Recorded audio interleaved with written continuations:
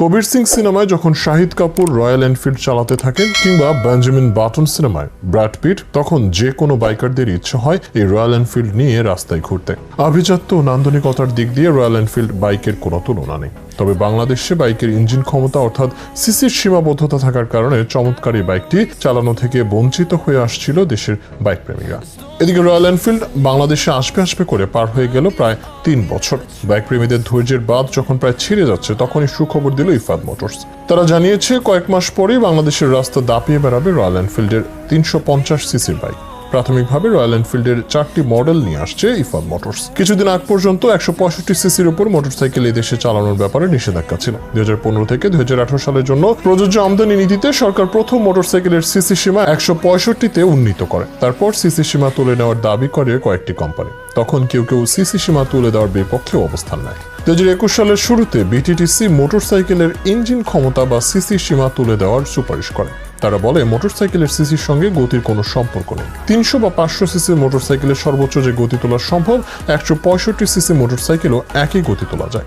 বিশ্বের কোথাও এমন সিসি সীমা নেই। তবে স্থানীয় শিল্পের কথা বিবেচনা করে প্রতিবেদনে বলা হয় আপাতত 350 সিসি পর্যন্ত অনুমোদন দেওয়া যায়। তবে তা 500 সিসি করা এবং এক পর্যায়ে সীমা তুলে নেওয়া যেতে পারে। একাধিক প্রতিষ্ঠানের চাহিদার পরিপ্রেক্ষিতে অবশেষে গত বছরের শেষ দিকে দেশের সড়কে 350 সিসি পর্যন্ত মোটরসাইকেল চলাচলের অনুমতি দিয়েছে স্বরাষ্ট্র মন্ত্রণালয়। এতদিন দেশে 165 সিসির উপরে মোটরসাইকেল বাজারে ছাড়ার সুযোগ ছিল না। তবে এই ধরনের মোটরসাইকেল সম্পূর্ণ তৈরি অবস্থায় আমদানি করা যাবে না। শুধু বিদেশ থেকে বিযুক্ত অবস্থায় আমদানি করে দেশের কারখানায় সংযোজন করে বাজারজাত করা যাবে। এরপর থেকেই সবার প্রতীক্ষা কবে চালানো যাবে রয়্যাল এনফিল্ড। আর এই সুযোগটাই নিয়েছে বাংলাদেশি সংস্থা ইফাদ মোটরস। তারাই বিশ্ববিখ্যাত এই বাইকটি স্থানীয়ভাবে প্রস্তুত করেছে। এমনকি মে মাসের মধ্যেই ব্র্যান্ডটি বাংলাদেশে লঞ্চ করার জন্য প্রস্তুত তারা। জুলাই মাসের মধ্যেই গ্রাহকদের কাছে রয়্যাল এনফিল্ড পৌঁছে দেবার পরিকল্পনা নিয়েছে ইফাদ মোটরস। এর জন্য এখনই তারা সারা দেশের ডিলারদের সাথে যোগাযোগ করা শুরু করেছে। ইফাদ গ্রুপের পরিচালক তাসকির আহমেদ বলেন, ক্লাসিক, বুলেট, হান্টার এবং মিটিওর নামের এই 4টি মডেল স্থানীয়ভাবে তৈরি করা হবে এবং দাম নির্ভর করবে বিনিময় হারের উপর। দাম প্রসঙ্গে তিনি বলেন, আমরা যতটা সম্ভব দাম কম রাখার চেষ্টা করব।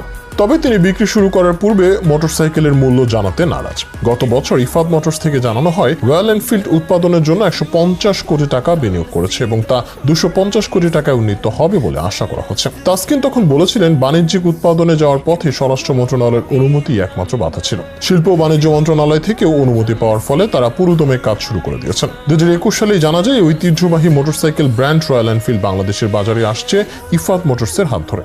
ইফাদ ও রয়্যাল এনফিল্ডের সঙ্গে একটি সমঝোতা স্মারক সই করার খবর এসেছিল তখন, যার আওতায় তারা বাংলাদেশ রয়্যাল এনফিল্ডের মোটরসাইকেল বিপণন করবে। পাশাপাশি তারা এই ব্র্যান্ডের মোটরসাইকেলের কারখানাও করবে। চট্টগ্রামে ইফাদ মোটরসের কারখানায় বর্তমানে বছরে 40,000 মোটরসাইকেল তৈরির ক্ষমতা রয়েছে। বিশ্বজুড়ে রয়্যাল এনফিল্ড এতটা জনপ্রিয় হবার মূল কারণ এর ব্র্যান্ড ভ্যালু, ঐতিহ্য, সামাজিক মর্যাদা, নান্দনিক, টেকসই ও সহজে চালানোর সুবিধা।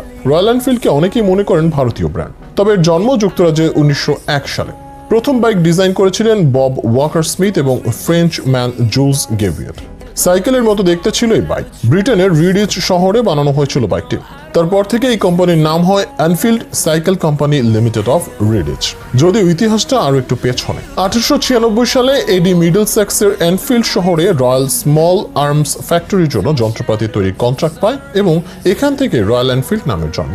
ওই বছরই তারা new Enfield Cycle Company limited নামে একটি কোম্পানি কিনে নেয় এবং এখান থেকে 1897 সালে সাইকেলের সব ধরনের যন্ত্রপাতি তৈরি শুরু করে। ধীরে ধীরে যখন মোটর চালিত সাইকেল ইংল্যান্ডে জনপ্রিয় হয়, তখন এনফিল্ড কোম্পানিও মোটরসাইকেল তৈরির সিদ্ধান্ত নেয়। 1901 সালে এনফিল্ড তাদের প্রথম 239 সিসি মোটরসাইকেল বাজারে আনে। এটি ছিল 11.2 হর্স পাওয়ার ক্ষমতা সম্পন্ন। তবে রয়্যাল এনফিল্ডকে প্রথম বড় সাফল্য এনে দিয়েছিল 1909 সালে তৈরি তাদের ভি টুইন 297 সিসি ইঞ্জিনের মোটরসাইকেল। এই মোটরসাইকেলের কাঠামো ছিল আলাদা, ইঞ্জিনও ছিল বেশ শক্তিশালী। এমনকি দ্বিতীয় বিশ্বযুদ্ধের সময় ব্রিটিশ সরকার রয়্যাল এনফিল্ডের সঙ্গে চুক্তিও করে। তখন তারা 250 সিসি, 350 সিসি এবং 570 সিসি ইঞ্জিনের মোটরসাইকেল তৈরি করে। তবে এটা সত্য, রয়্যাল এনফিল্ডের জনপ্রিয়তা ও বিক্রি বাড়ে ভারতে আসার পর।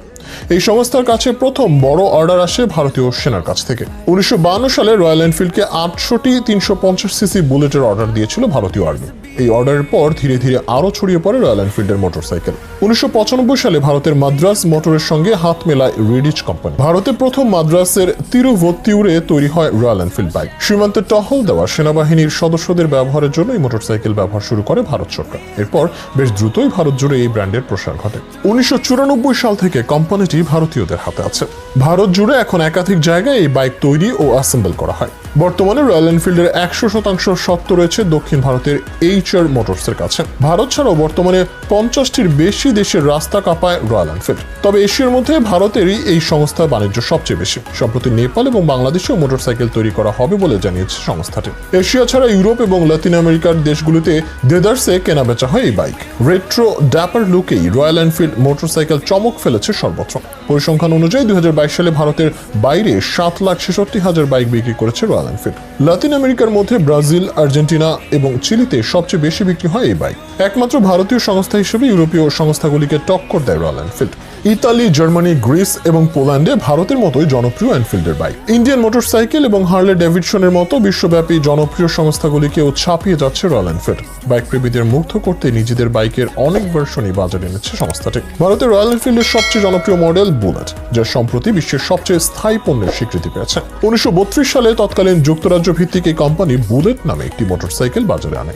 এখন 91 বছর পর 2023 সালে রয়্যাল এনফিল্ড তাদের আইকনিক এই মোটরসাইকেলের নতুন সংস্করণ উন্মোচন করেছে, যা দেখতে প্রায় সেই প্রথমটির অবিকল। কোম্পানি জোর দিয়ে বলছে শুধু চেসিস, সিট এবং ইঞ্জিনে পরিবর্তন এসেছে। তবে মোটরসাইকেলটিতে প্রথম মডেলের মতো এটিতে কিক স্টার্ট রাখা হয়নি এবং একটি জ্বালানি পরিমাপক যোগ করা হয়েছে। এছাড়া 21 শতকের অন্যান্য মোটরসাইকেলের মতো টেকোমিটার বা তাপমাত্রা পরিমাপক রাখা হয়নি।